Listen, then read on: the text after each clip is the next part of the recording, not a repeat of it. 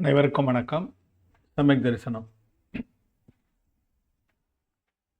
நல்லறம் என்கின்ற YouTube channel மூலமாக சமண அறக்கருத்துக்களை நாம் தொடர்ச்சியாக பயின்று வருகிறோம். அருங்கலச்செப்பு கூறுகின்ற இல்லற நெறி என்பது குறித்து, அந்த இல்லற நெறியினை சமணம் எவ்வாறு கூறியிருக்கிறது என்பதை குறித்து நாம் பார்த்து வருகிறோம். அதிலே நற்காட்சி குறித்த தலைப்பிலே நற்காட்சிக்கு அத்தியாவசியமாக காணப்படுகின்ற அங்கங்கள் 8 என்று நாம் பார்த்தோம்.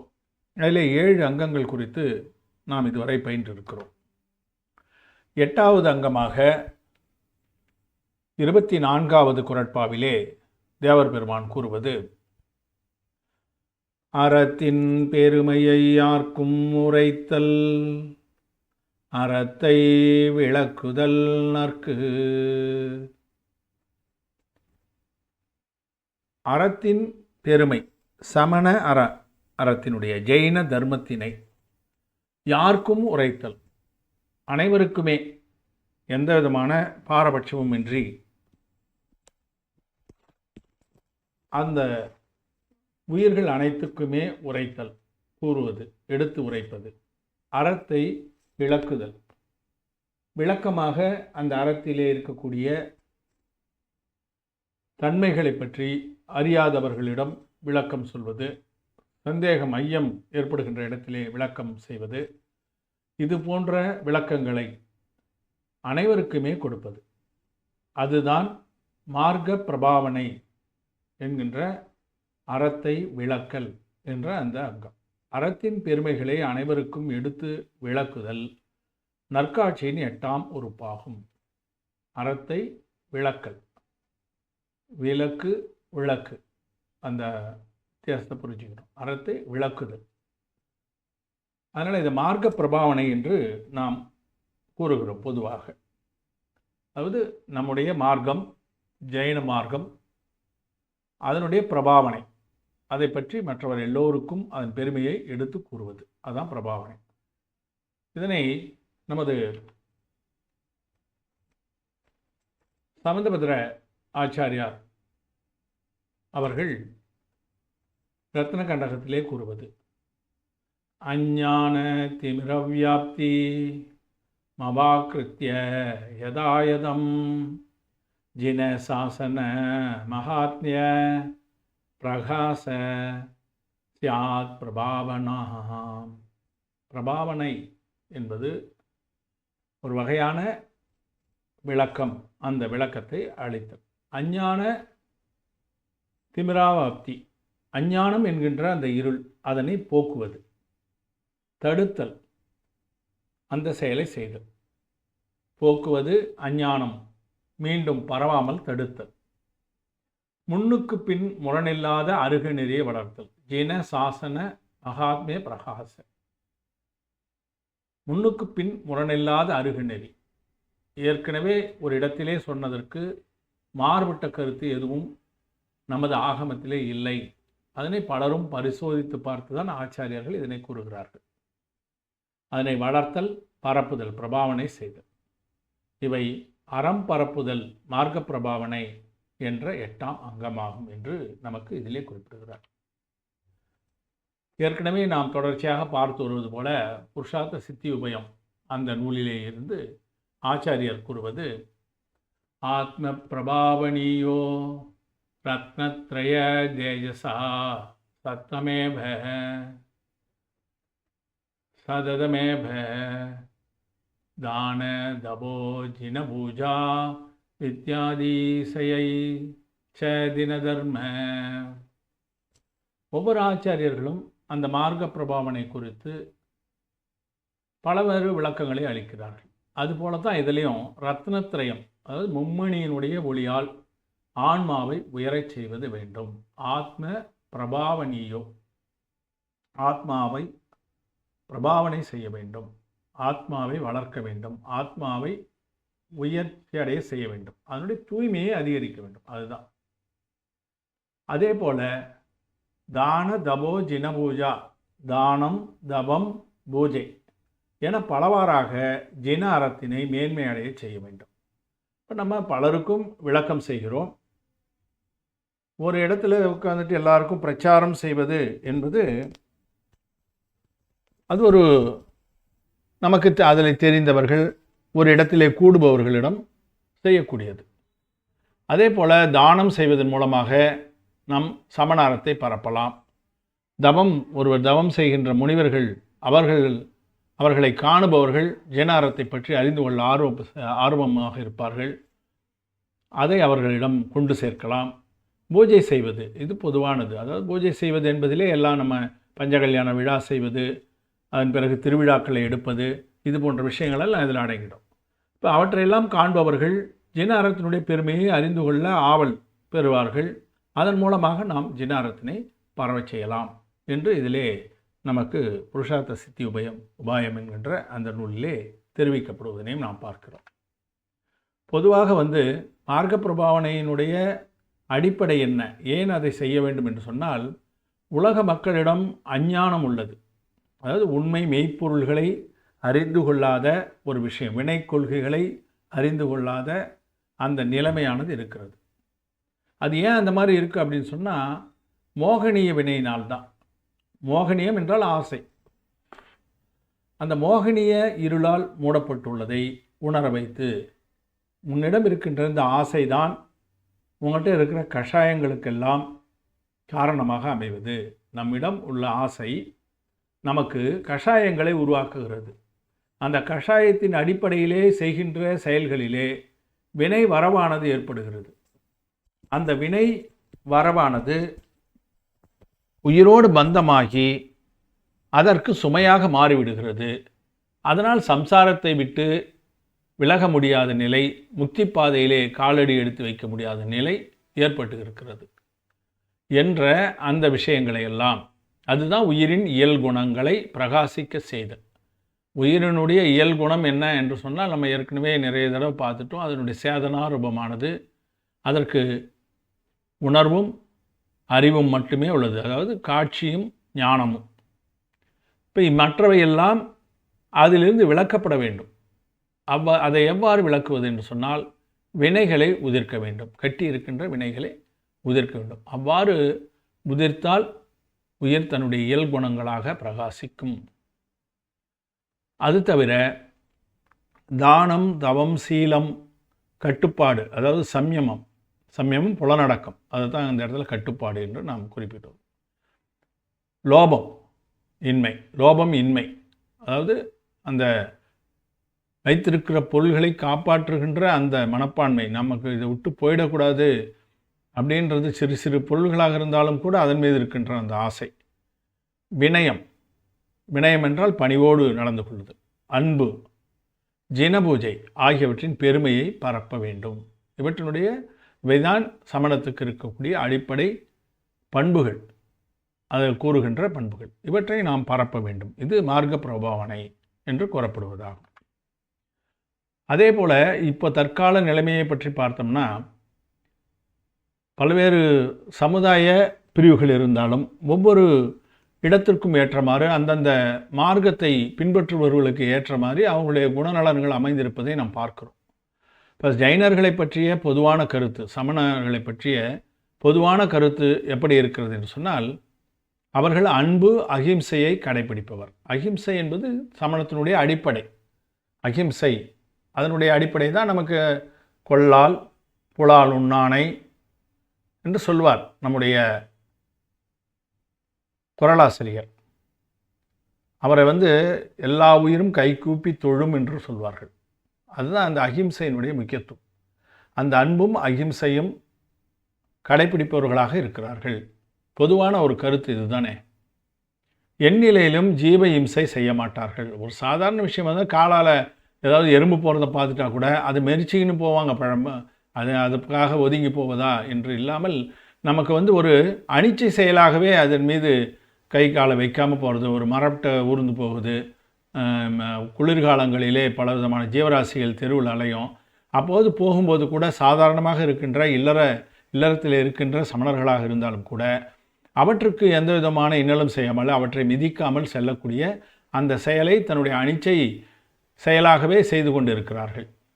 உண்ணத்தகாதவை இரவு உணவு, உண்ணத்தகாதவையும் சாப்பிட மாட்டார்கள், இரவு உணவையும் தவிர்ப்பார்கள்.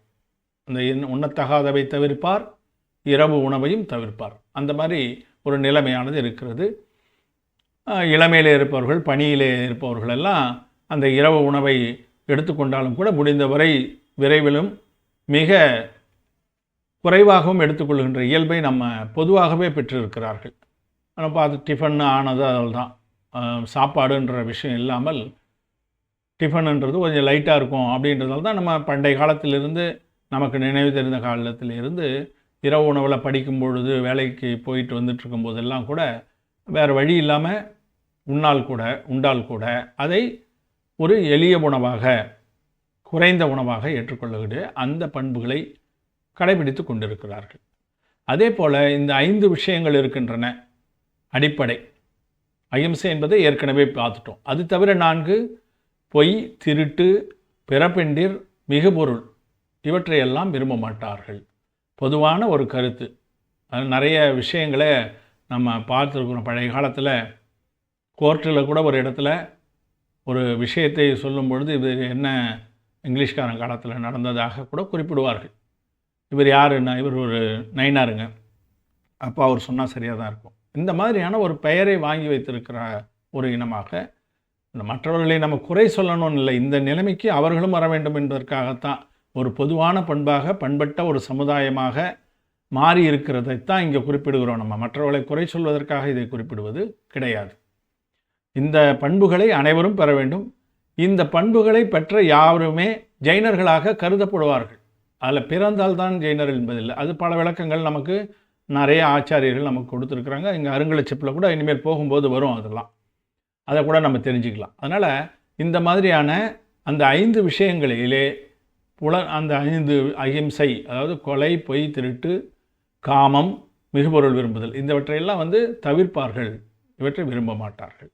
அதே போல் ஜினர் நெறிகளுக்கு இழுக்கு ஏற்படாமல் காப்பவர், அந்த நெறிகளிலே எந்த விதமான தவறும் ஏற்பட்டு விடக்கூடாது என்ற ஒரு விழிப்போடு நடந்து கொள்வார்கள், தன்னுடைய செயல்களை வைத்திருப்பார்கள் என்பது இது ஒரு பொதுவான கருத்து.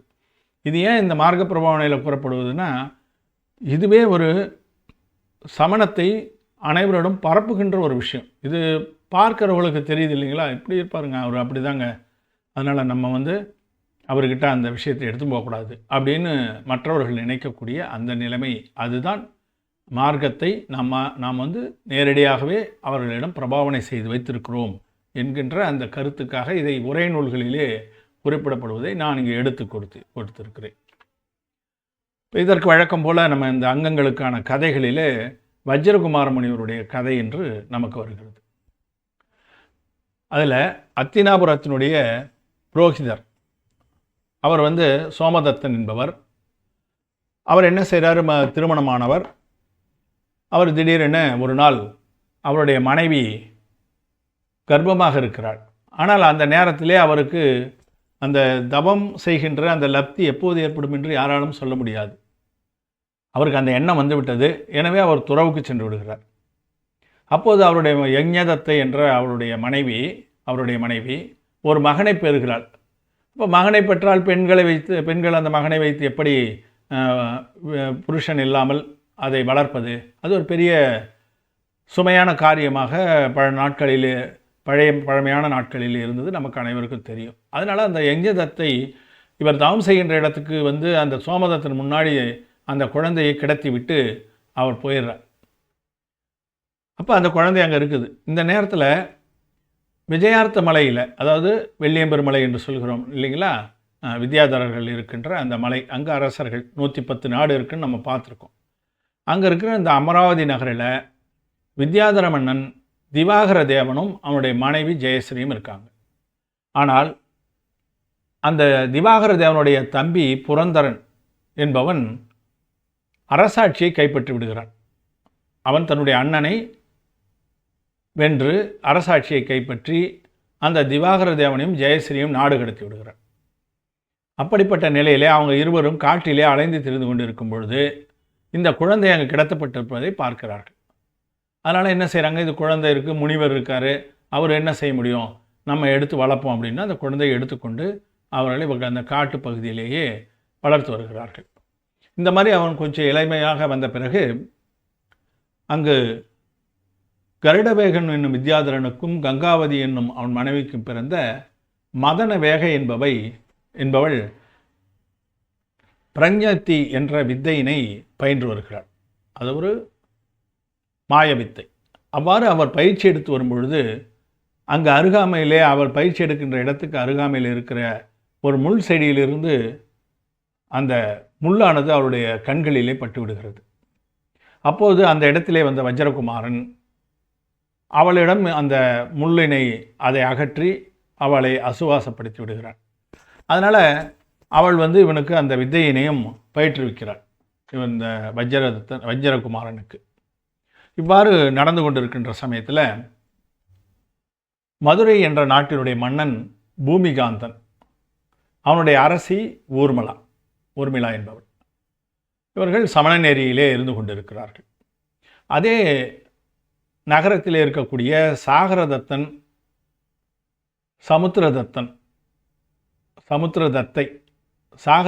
சமுத்திரதத்தையினுடைய மகள் தரித்திரை என்பவள் ஒருவள் இருக்கிறாள். தரித்திரை அவள் பிறந்த உடனே அவனுடைய தாய் தந்தையர் இறந்து விட்டார்கள். அவள் அனாதையாகி விடுகிறாள். அவள் அனாதையாகி அந்த நகரத்திலே அங்கெங்கும் தேவைப்படுகின்ற இடத்திலே உணவை கேட்டு வாங்கி பெற்று சாப்பிட்டு வருகிறாள். அவள் பெண்ணாக, அழகான ஒரு பெண்ணாக அவர் உலவிக் கொண்டு இருக்கிறார்.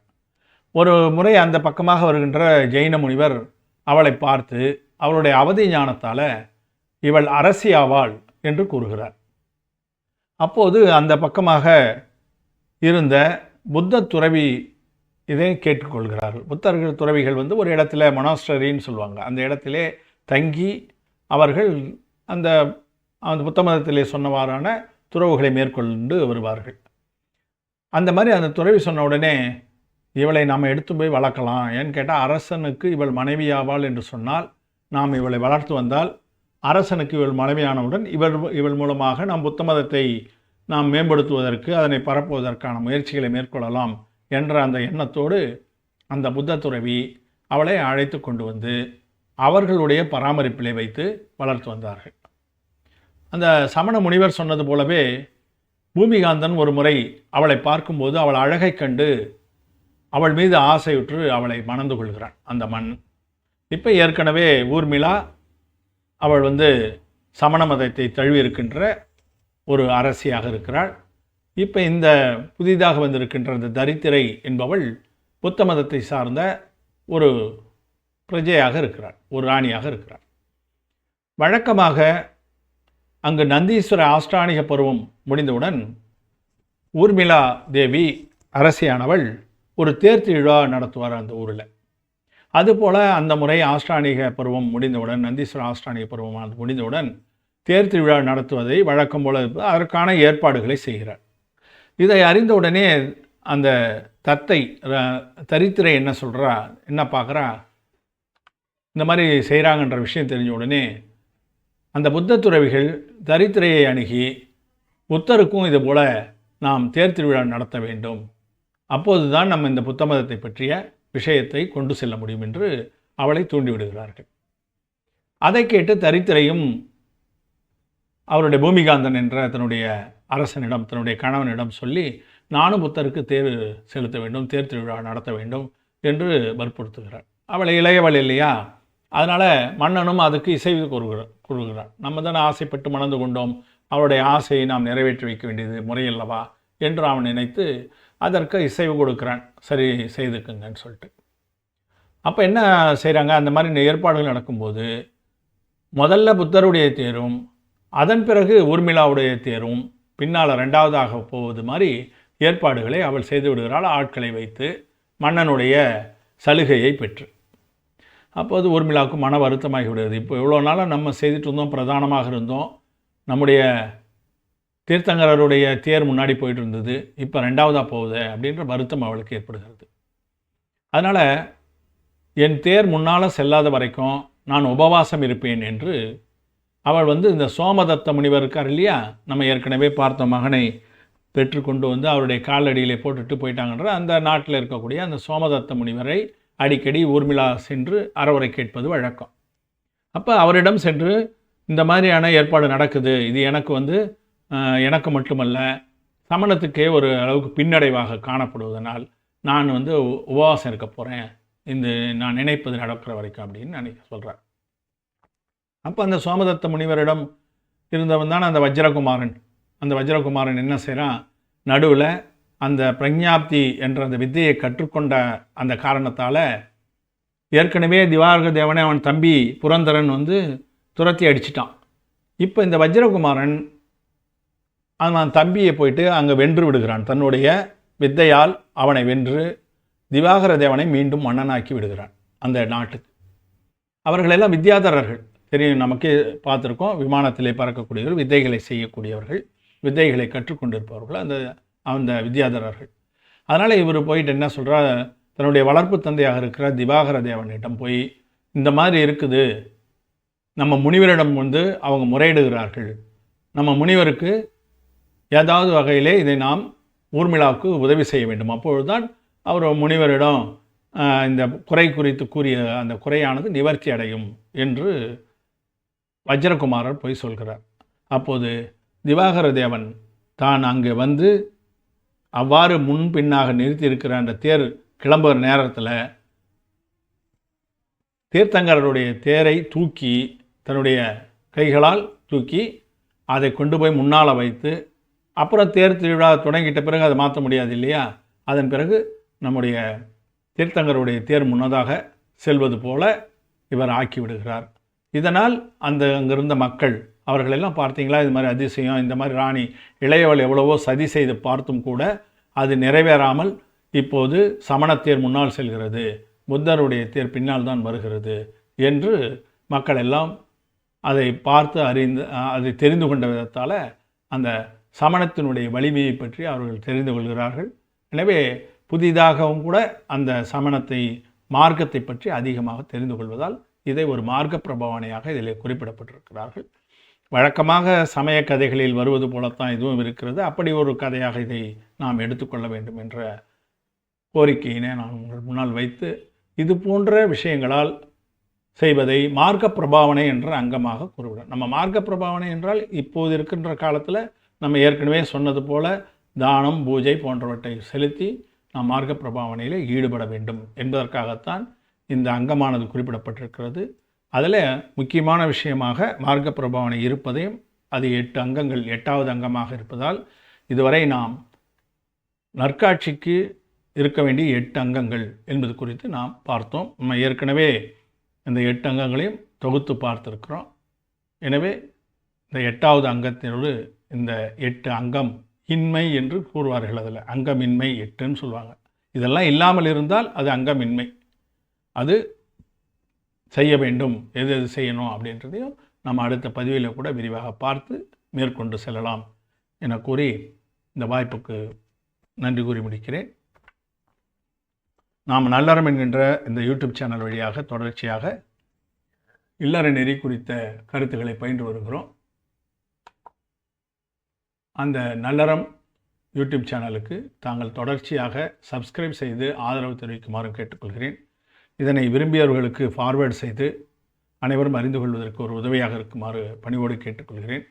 இந்த பதிவுகள் பிடித்திருப்பின் லைக் என்கின்ற அந்த பொத்தானை அழுத்தி ஆதரவு தெரிவிக்குமாறு பணிவோடு கேட்டுக்கொண்டு வாய்ப்புக்கு நன்றி கூறி முடித்துக் கொள்கிறேன். அனைவருக்கும் நன்றி. ஜெய் ஜினேந்திரா.